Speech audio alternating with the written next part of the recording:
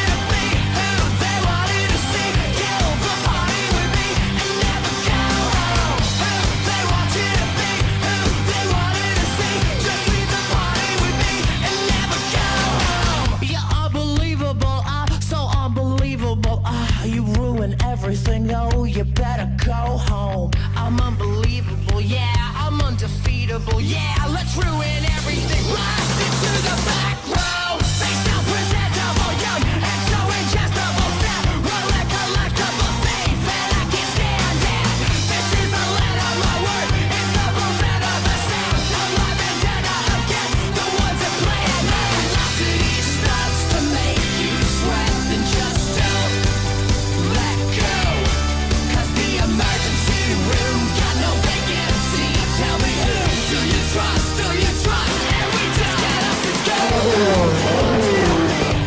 They wanted to see you party with me and they wanted to see just leave the party with me and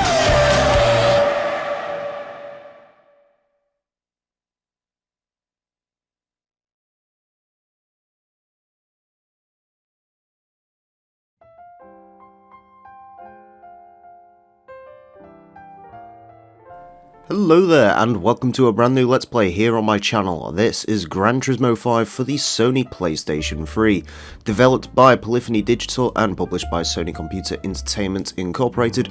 It was the first Gran Turismo released on the PlayStation 3, meaning it's the first HD era game, the 6th edition in the franchise after Gran Turismo PSP. Right, a couple of housekeeping bits we have to get out of the way. First of all, I'm going to tweak around with the options a bit because I have actually tried to record this before and I forgot quite a few different things. For one, I forgot about the audio settings, so I'm going to turn down the menu music, I'm going to turn down the race music, but crucially, I'm not going to turn down the volume of the cars, which is what I did last time, so yeah, that was a smart thing on my behalf. To be fair, when we tried recording this before, it wasn't really great, so that's why we're doing it again. Another thing I should quickly stress is what I'm about to do with the controller may look sacrilege, however, it is because I really do not like the DualShock 3. I think it's personally one of the worst controllers I've ever used, so I am going to be going ahead and using an Xbox 360 controller for this LP. I've actually got a adapter to plug in my 360 controller I used for Forza 4, my wired 360 controller, and that's what we are going to be using for this game. Another quick bit of admin I have to get out of the way is I have the Academy edition for this game, which essentially means it has almost all of the downloadable content, which I am going to be going ahead and installing. So if you want a Let's Play of this game without the DLC, I believe Rhino GT4 played through his entire playthrough without using the DLC, so go watch that. But I personally am going to be taking advantage of all of the DLC items, and what that means is when we load into the game, we are going to have a fair amount of cars thrown at us. I'm going to not use them massively at the start of the game, so I don't ruin the usual Gran Turismo flow of buying a used car and so on and so forth, but I am going to be taking advantage of them in the late game, because there's also some quite interesting cars in there, and we may as well use them. Also, money a little bit tight in this game, and unlike Gran Turismo 4, I haven't got an easy way of grinding. So this is the main menu once you load into the GT mode, and right off the bat you can see some of the issues that Gran Turismo 5 has, namely the fact that they sort of looked at this game and was like, right, we are just going to have everything in this game. So they decided to go ahead and, you know, you have this customizable homepage, your actual player character is customizable, as you can see there. Outfit items are a thing. Because of the updates, we get a free Toyota 86 and a free go-kart, which I certainly won't turn down. So this first part of the episode is going to be admin. I might break the licenses off into their own little episode, so this is going to essentially be Let's Play 0. So let's go ahead and open all of the car tickets, see what we've got. Of course, we have that aforementioned Toyota GT86 for free, which is instantly our first car, so we don't have to buy anything, although I am going to do so. We get a go-kart. We get the Red Bull X 2011, which, in the event that I do have to grind in this game, that's probably going to be the car I grind with. We get some of the touring cars, which are pretty cool. The Challenger looks quite cool. The CRZ's one of my favourites. It's an absolutely mental looking thing with its giant wide body. The Roadster, of course, a Gran Turismo fan favourite that actually got added to Gran Turismo Sport not long ago, and I think broke in 200 class. There's the RX-7, which is sort of kind of reminiscent of the A-Spec RX-7 from the Mazda Speed dealer in GT2. It says touring car, but that's a rally car. We'll forgive it for that. The R35 with its weird sort of colour shifting paint colour. The R33 touring car, which is very, very cool looking. I've got a model, the Hot Wheels of some of these. I think I've got the R32, and I think they made an R34 as well. So I've got both of those in Hot Wheels forms. They did like a special Hot Wheels series. I've got 5 out of 8 of them, so there you go. Fun little fact, they're over there somewhere. There's the Impreza touring car, which is actually an Impreza touring car. The Prius, which is obviously everyone's favourite because of the skirted rear wheels. Absolutely brilliant looking thing. We get another kart. Cool. Apparently, I think some of these karts were DLC.